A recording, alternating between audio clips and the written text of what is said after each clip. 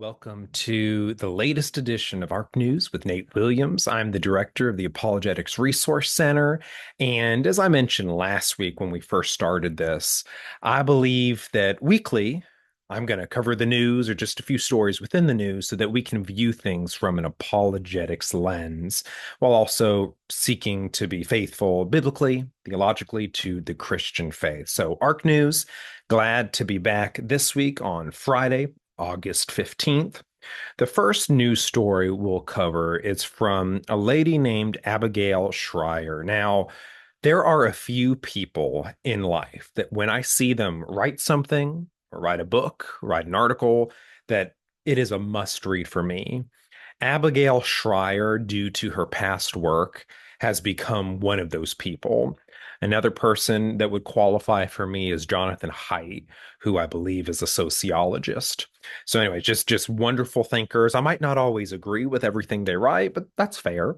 I'll look at stuff that I wrote years ago and I'm like, Nate, why'd you say that? That was kind of dumb. So it happens to anyone. But she came out with an article in the Free Press titled "Stop Asking Kids If They're Depressed."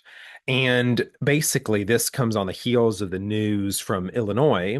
Illinois Governor J.B. Pritzker signed into law mandatory annual mental health screenings for all public school children in third through 12th grades.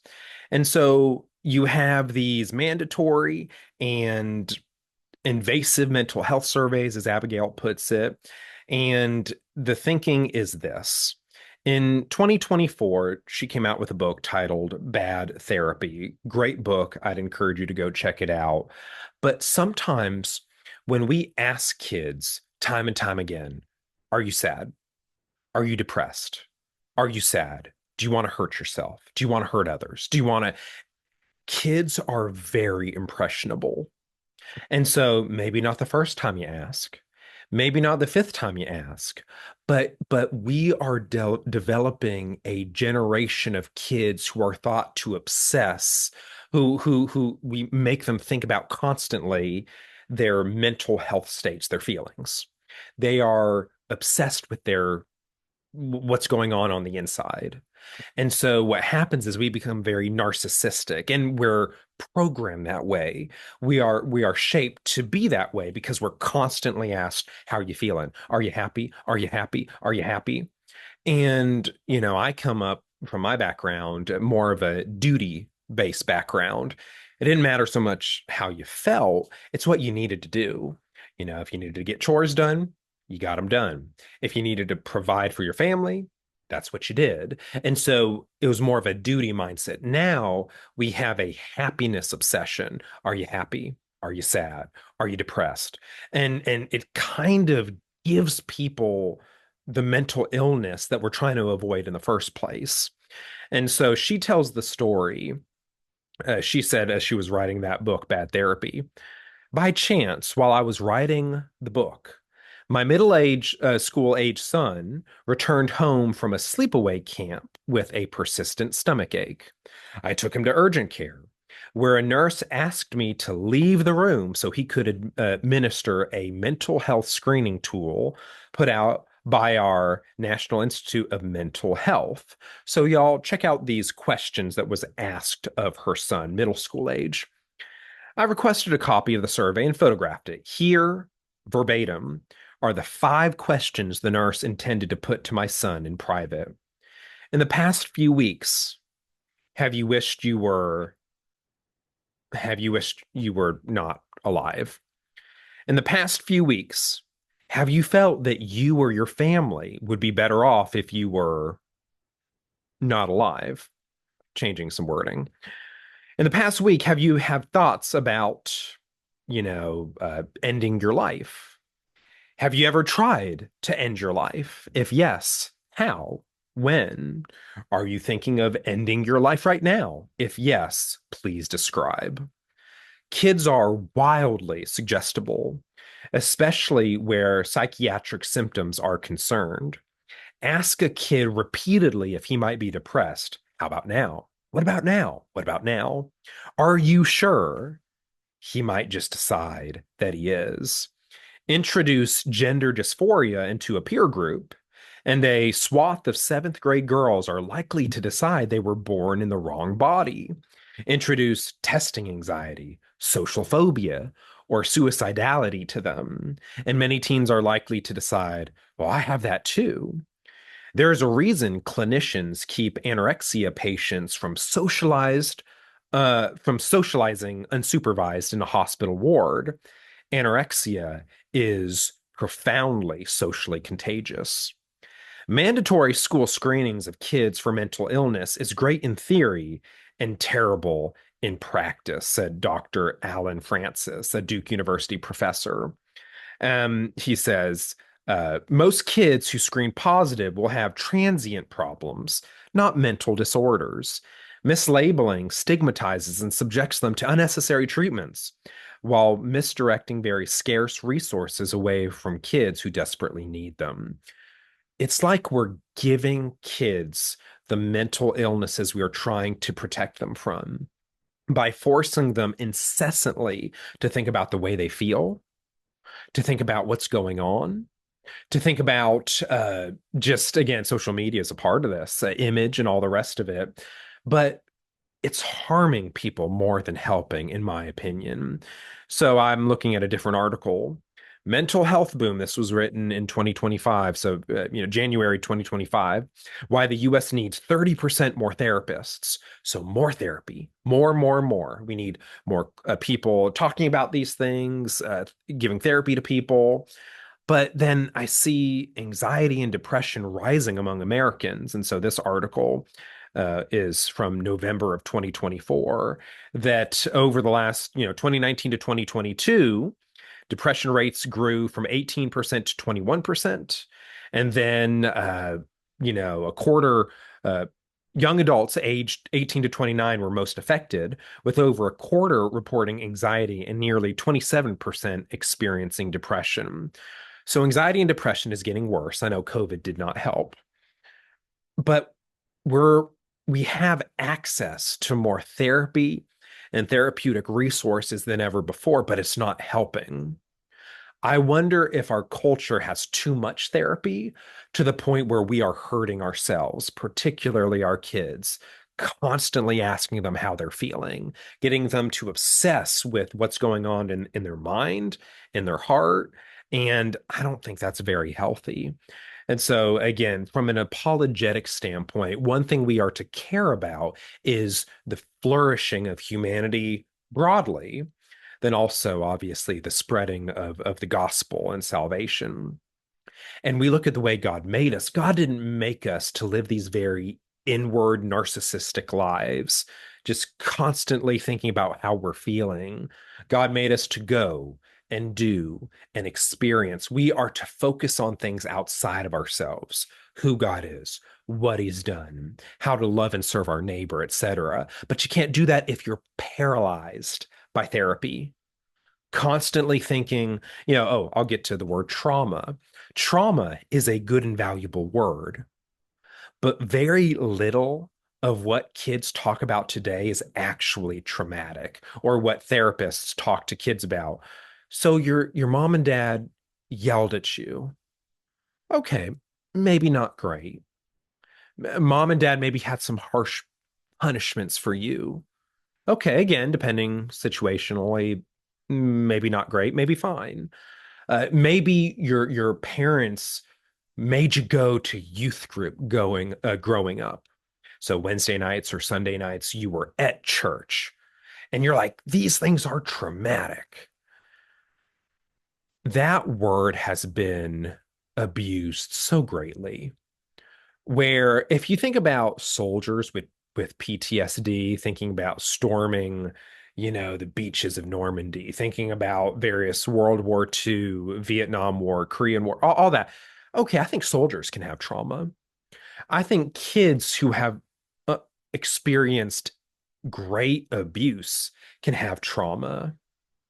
But your run-of-the-mill life experiences that we all went through are not traumatic. Minor light ribbing, roasting, joking that happens at school. Sometimes it can be legitimate bullying. I know, I hear you. But a lot of that stuff, the social aspects, We're just so quick to label trauma on things, and then bam, you experience something traumatic. Let's take you to a therapist. It just doesn't really help. It doesn't help us to flourish. As Christians, yes, we do think about our thoughts and we do think about our feelings and we work through those things. But ultimately, most of our life is to be focused on external things. God, you know, what God has done, who God is, loving and serving our neighbors, being involved in church and worshiping in community and fellowship with one another. All those that's living outside of yourself. And that's where a lot of our time and energy and effort should go into, not just thinking about how we feel. All right, moving to the next topic. Well, another author I like is Carl Trueman, and he had this article in First Things titled Christianity is Nothing Without Dogma.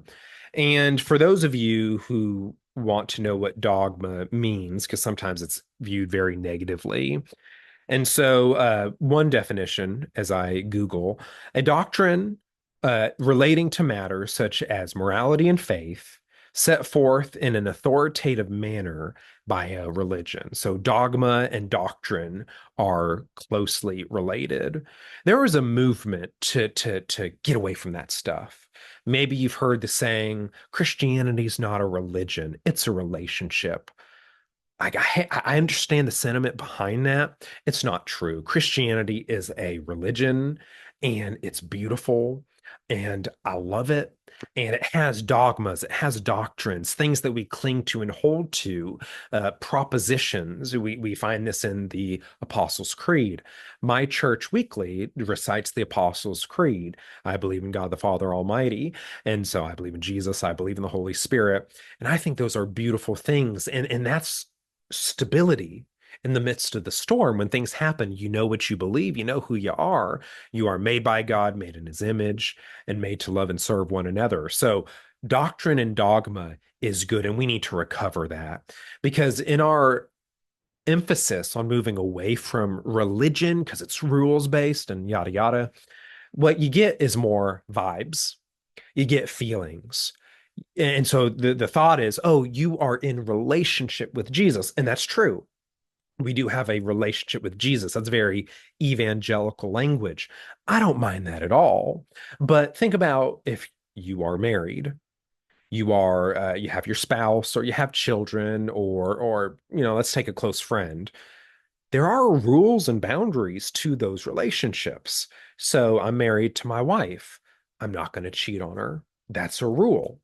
Okay, I'm married to my wife. It's exclusive to her. It's for life, for richer, for poorer. And so those have dogmatic and doctrinal aspects to them, even though it is a relationship. And so I think about the laws of God, think about the Ten Commandments, thou shalt not. As I view the Ten Commandments, there was a time and I was like, that's not very relationship of God. That sounds religious. That sounds controlling. But no, the law of God is beautiful. And the Psalms talk about this, that we meditate on the law of God day and night. And it's through the law that you really get to know God. Why should we not murder? God is the giver of life. Why should we not steal? God wants us to be content with what he's given us, the blessings he's given us, so on and so forth. And so, off of Carl Trueman's article in First Things, he just compares some of the progressive ideologies, progressive denominations, talking about, well, I'll just read it. Even as I was writing my column on the irrelevance of mainline Christianity 2 weeks ago, the church in Wales was providing yet more evidence of the self inflicted nature of this problem. It announced that the new archbishop would be Cherry Van, the first woman, indeed, the first woman in a same sex relationship to hold the position. No doubt her appointment will be seen as making the church more inclusive. The irony is that the more inclusive the church is in theory, the less people it includes in real life. That's a great line right there. The more inclusive the church is in theory, the less people it includes in real life. Van stated just a year ago that congregations of the church in Wales have few, if any, members under 60. The life of the church doesn't look sustainable beyond a decade or so. I know in the past I've mentioned the fate of the Episcopalian church, just a lot of struggles there. The idea that churches can attract congregants by conforming its life and message to the political tastes of the day has not succeeded. And yet, church leaders press on with the dissolution of Christian distinctives in the apparent hope that capitulating to just one more aspect of cultural taste will reverse the decline. There is no cure for stupid, as the saying has it. And by contrast, a week after the Van announcement, the Church Times published a refreshing and clarifying excerpt from a lecture delivered by Sarah Coakley, a professor of divinity at Cambridge. Addressing a group, skipping down, Coakley urged parishes to return to serious theology. Pushing back against theology diluted by identity politics, Coakley called for a recovery of dogmatic faith, which finds expression in the best liturgies and directs the congregants' imaginations toward the transcendent questions of human existence. We become so focused on vibes and feelings that, and part of that is fine. Yes, feelings of love and generosity and charity. That's great. But what are we grounded in? What do we hold on to? Ultimately, we hold on to the person of God, who God is.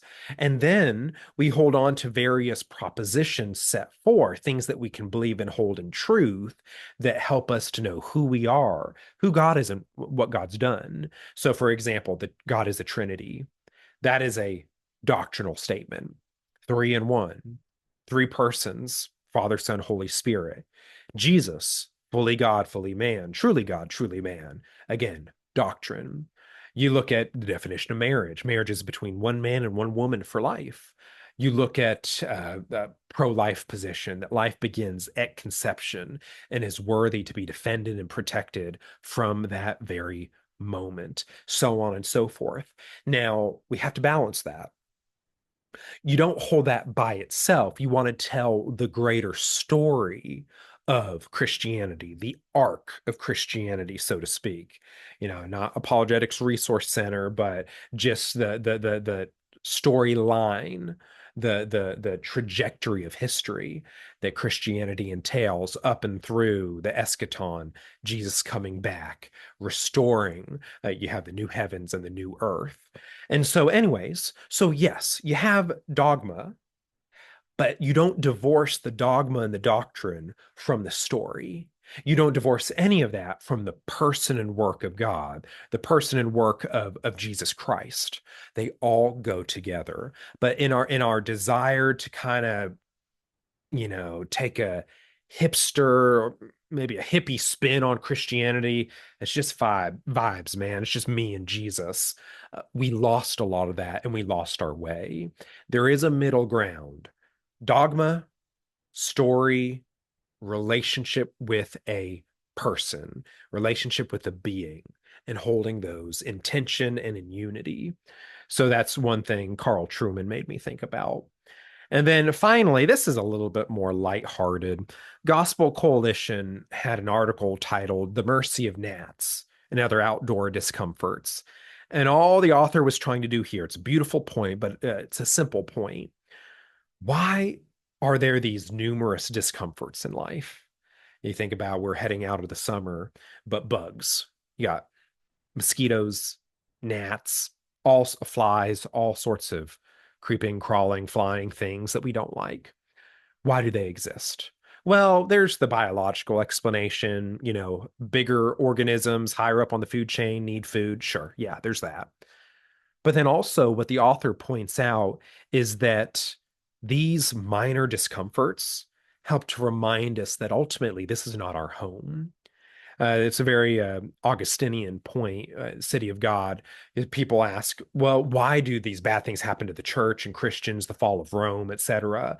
And Augustine's response was these things happen to remind us not to set up our kingdom here, not to put our treasures on earth. you're not going to be here forever and you can't take any of it with you. So the story is this, from going back to the article from the Gospel Coalition.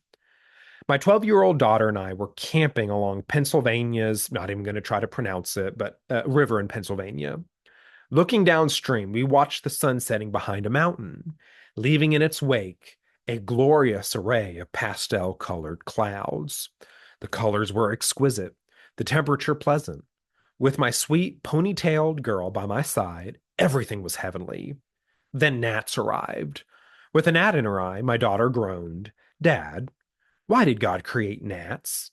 As I swatted the swarm around my face and thought about her question, I began to wonder if God ordains inconveniences to remind us that this world is not our home. And then going down the illusion of control. Modern conveniences and technologies often fool us into thinking we can make this world heaven. We attempt to build our little kingdoms of comforts and pleasures, thinking we're in control. Are we all that different from the ancient Egyptian pharaohs? And so then gives example of Egypt being wealthy and, all different things like that. And then God using the plagues to destroy Egypt's sense of self-control, their sense of power, and so on and so forth. But going down, just talking more about outdoor discomforts, that is ultimately one of the points of discomfort. This is not our home. And sometimes we need to be woken up to that fact. Otherwise, we get too comfortable. And so think about that the next time you have a flat tire, the next time, the electric company or the water company shuts something off in your home accidentally, so on and so forth. This is not our home. The speed bumps remind us to look up and to think about the world to come, not in a let me escape this world, but also to give a greater appreciation of what God's doing in our life, and then looking forward to a time where there's no more sin, death, sickness, injury, illness, pain, and we get to think about the world to come with Jesus. All right, y'all. Arc News, August 15th, Friday. I hope you've enjoyed the few stories that I brought forward, things that I've brought to your attention or reminded you about. And let's think about these things apologetically, theologically, biblically, all for the glory of God. Until next time, I'll talk with you later.